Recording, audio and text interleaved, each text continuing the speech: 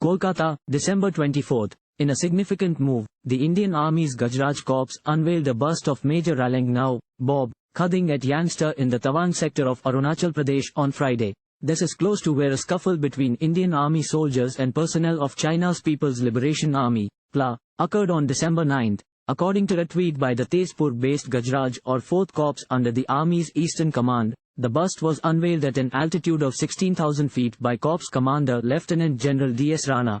Few people know of Major Khathing, India's first diplomat from the tribal community.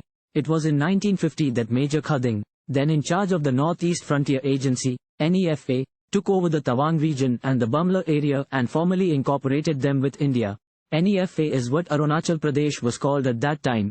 China, however, continues to maintain that Arunachal Pradesh is South Tibet and part of its territory, despite the McMahon Line, the line of actual control, that demarcates the boundary between the two countries. This may be a symbolic gesture, but it has great significance. It will remind China that Arunachal Pradesh ceded with India by choice and not through the use of force. Hindi is the language spoken in Arunachal Pradesh and it is the second language taught in schools. Residents of the state are immensely patriotic and deny that the cultures or traditions of any of their tribes have any links to the country across the lake. In fact, it is the only state in the northeastern part of India that has adopted Hindi as a means of communication. A former diplomat based in Kolkata said, Maj Khathing was born in Ukhrul, Manipur, in 1912.